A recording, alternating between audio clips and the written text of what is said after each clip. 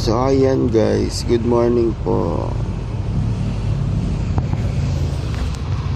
Kagising lang nila natin. Pansin nyo dito sa camera ko, eto sa harapan at ito sa harapan. Ito naman sa likod. Pwede siyang ganun, di ba? Ang galing. Ayan, bakit tayo yung mga panindak? Yan, pwede nga mag-actual bentag. Natok pa ako guys. Grabe, ano oras na ako natulog. Nako. Grabe. Dito lang ako natutulog guys. Ayun yung breath.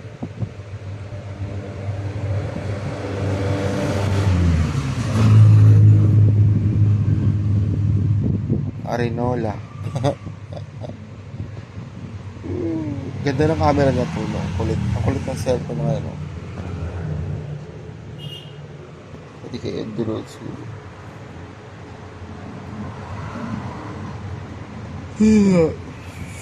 Dapat niya bibiliin ko yung Samsung, yung S23. Maganda rin naman yung kaso hindi mo madadaya yung skin.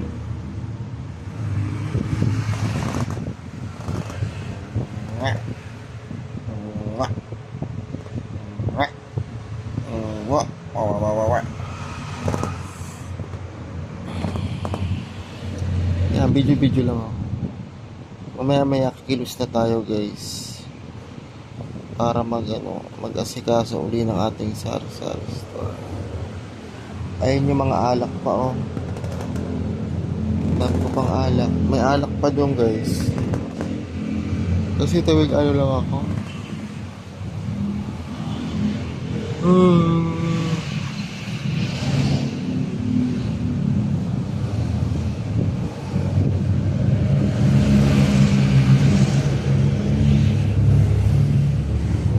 Mamaya mag-video tayo.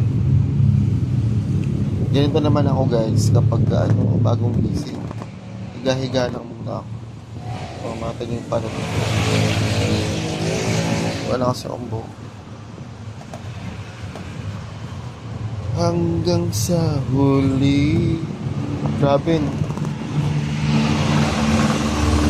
Nakakaloka. Ang tagal na ni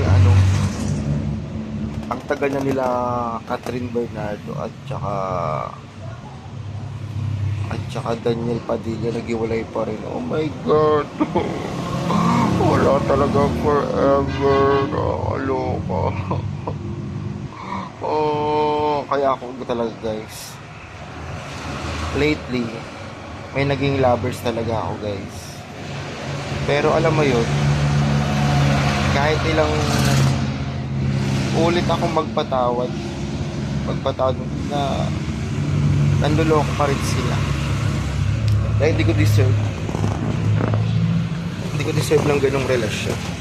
Diba tayo? O diba, ganda. Ayan, mga pusa. Anak ko ng pusa talaga to.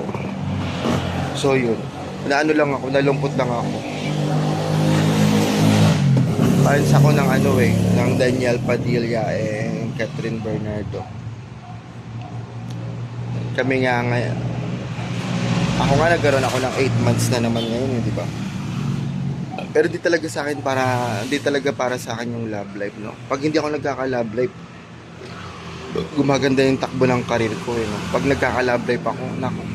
Pwede naman siguro guys na magka-love life ako, pero dapat pipiliin ko talaga yung jojowain ko kasi pag yung ginawa ko is yung parang yung parang ako lang ng ako, hindi pwede yun, no? Kaya na-realize ka, minsan talaga marirealize natin sa isip natin guys na tama na, enough na, tama na yung katangahan, di ba? Kaya dito na lang tayo mag-focus sa ating mahal na sari-sari store, di ba? Kasi ito, mahalin mo to ng tapat yung ating sari-sari store. Ang ganda ng balik, di ba? Di ba, nakakaloka. Ayan, di ba? Mahalin mo yung prep natin na yan, di ba? Ang ganda ng balik. So ito guys, pinapatay ko to.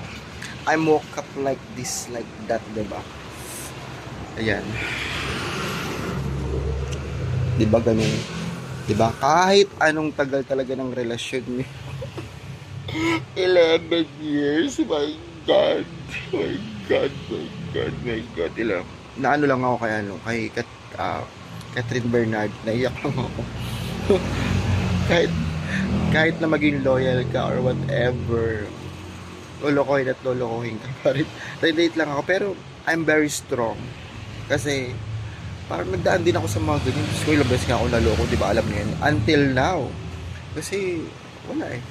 Pag minahal kasi natin, pero ang pinakamaganda kapag nagmahal ka, guys, pag nagmahal ka at natauhan ka, never mo na mababalik yun.